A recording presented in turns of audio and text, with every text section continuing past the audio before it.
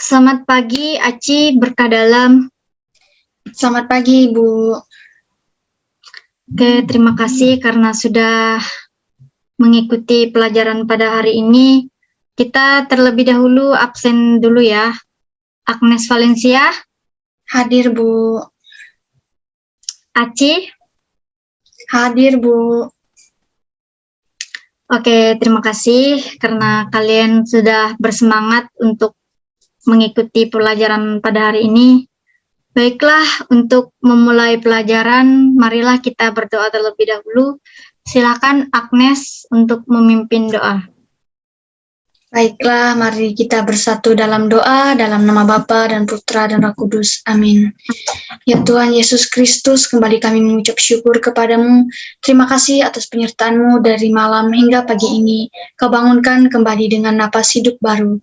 Sekarang kami akan memulai pembelajaran kami.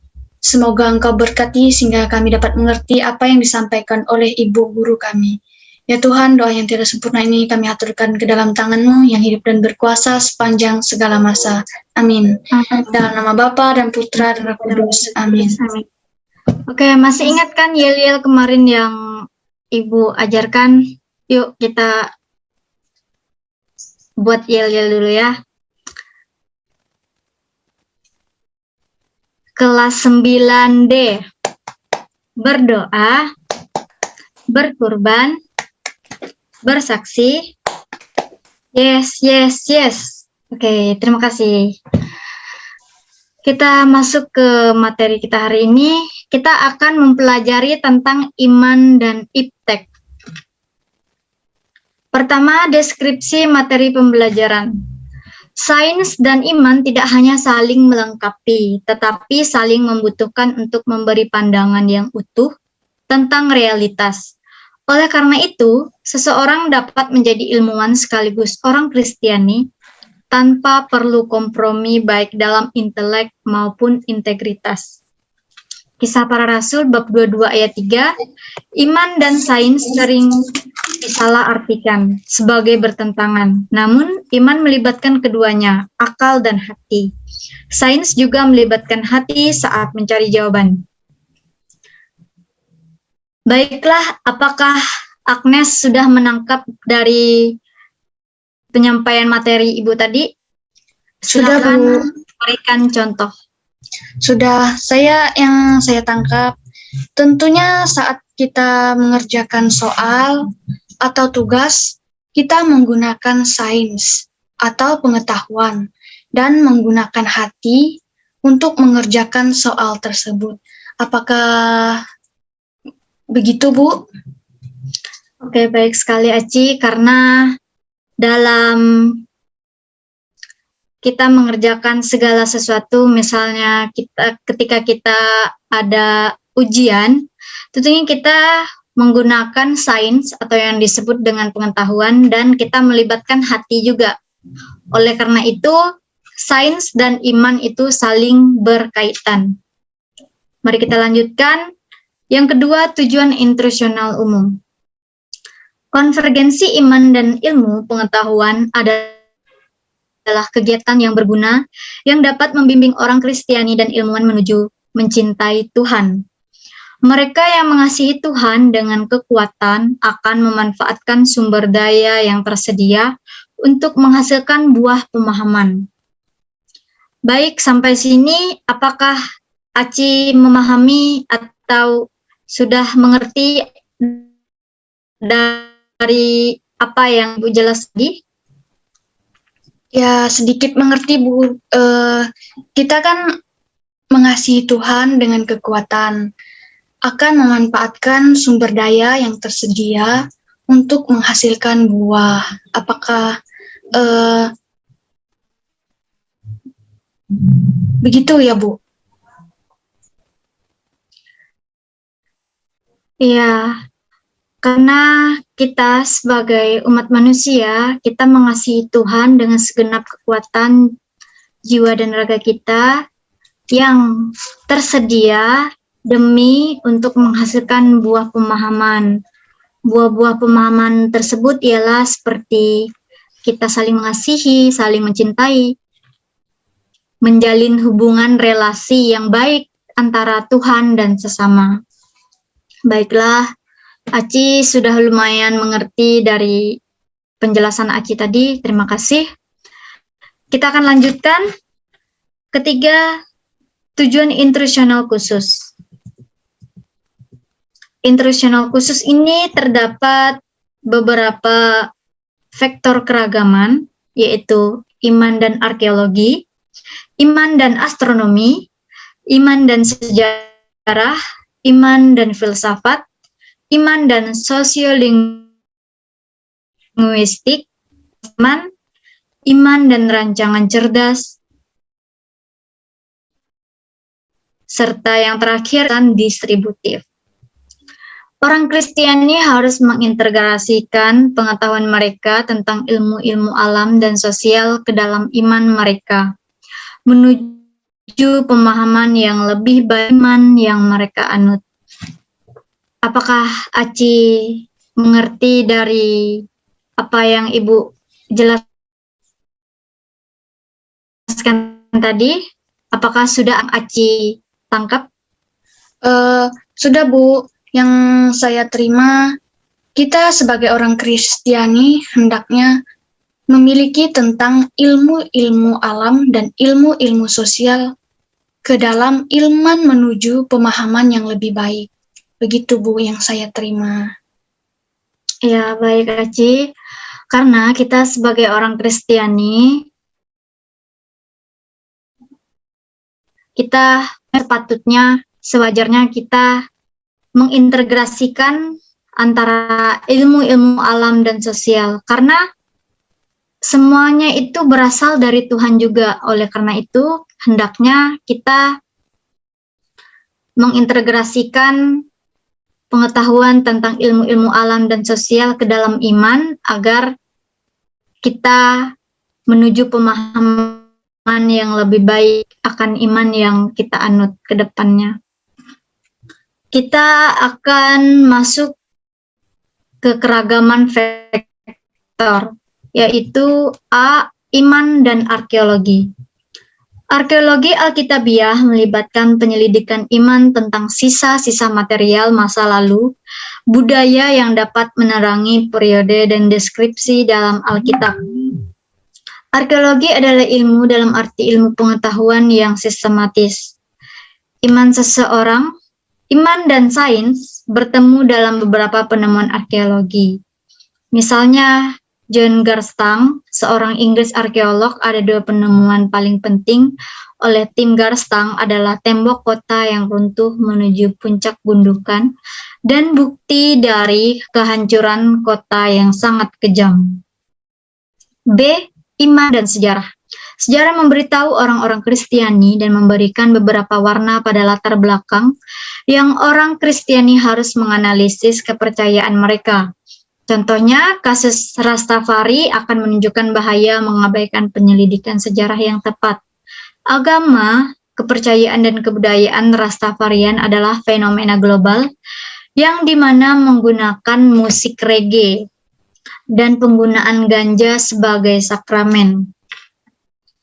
C. Iman dan filsafat.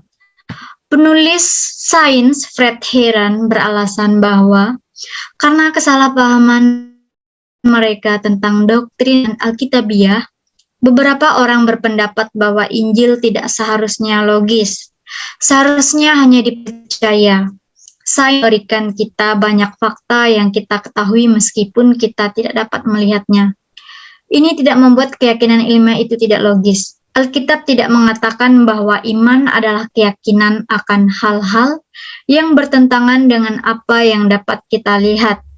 Filsuf sepanjang zaman seperti Pythagoras, Athanasius, Agustinus, Descartes, Hume, Kant, James, dan Wintens telah mengajukan jawaban logis atas pertanyaan-pertanyaan tentang iman, keberadaan, dan ilmu pengetahuan.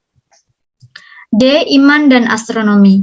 Berikut contoh interaksi antara astronomi dan iman di awal abad 16. Pada perjalanan terakhir ke dunia baru, Christopher Columbus, seorang pria dari sains, seseorang Katolik yang taat dan navigator yang cakap di laut lepas, terpaksa ditinggalkan 2 kapalnya dan berhasil mendaratkan 2 sisanya di pantai utara Jamaika di 25 Juni 1503. Datang untuk menyelamatkan Laksamana adalah sebuah almanak yang dibuat oleh ahli matematika, astronom, dan astrolog Jerman yang sangat dihormati, dikenal sebagai Regiomontano. Iman dan sosiolinguistik. Linguistik adalah ilmu yang berkaitan dengan studi formal bahasa manusia. Alkitab ditulis dalam bahasa manusia dan linguistik sebagai suatu disiplin harus relevan untuk setiap orang yang mencoba untuk memahami dan menafsirkannya. Iman dan pelestarian firman. Sedangkan masyarakat kuno sebagian besar masyarakat lisan yang mewariskan informasi melalui wacana puitis, perekaman informasi itu mahal dan memakan waktu. Dan oleh karena itu dikelola oleh kaum intelektual yang memiliki sumber daya, teknologi, dan material untuk menulis. Iman dan evolusi. Menurut Charles Colson dalam pendahuluannya untuk buku yang ditulis oleh William Dembski, ketika tekanan pencerahan dibangun, orang-orang menyerah pada gagasan bahwa Tuhan diperlukan untuk menjelaskan penciptaan. Iman dan kekuatan komutasi dan pemrosesan distributif. Orang Kristiani dan ilmuwan sekarang memiliki akses ke penelitian historis dan terkini yang berdampak setiap bidang kehidupan. Basis informasi penting meliputi pembangunan berkelanjutan, keanekaragaman hayati, ilmu molekuler, rekayasa genetika, sistem informasi geografis, dan lain-lain. Baiklah, Aci, Ibu akan bertanya satu pertanyaan lagi. Dari keragaman vektor yang sudah Ibu jelaskan, apakah Aci ada yang Aci simak, Aci tangkap dari penjelasan Ibu tadi? Salah satunya saja. Yang saya tangkap, yang saya simak dari penjelasan Ibu, saya mengambil contoh dari iman dan filsafat yang dikatakan 3 raja dari timur dipandu secara ajaib oleh bintang atau meteor yang diciptakan untuk tujuan datang dan mencari juru selamat untuk memberikan penghormatan kepadanya. Mereka memiliki pengetahuan tentang astronomi yang mengarahkan mereka ke tempat kelahiran Yesus. Begitu, Bu. Nanti saya mau tanya, Bu. Ini kan tentang bintang atau meteor. Nah, itu bagaimana mereka mengetahuinya? Sedangkan itu kan zaman dahulu, ibaratnya masih belum ada apa-apanya. Itu bagaimana, Bu? Oke, baiklah. Seperti yang sudah Ibu jelaskan tadi tentang iman dan filsafat, beberapa orang berpendapat bahwa Injil tidak seharusnya logis. Di Alkitab tidak dijelaskan bahwa ketiga raja ini memiliki pengetahuan atau pendidikan tentang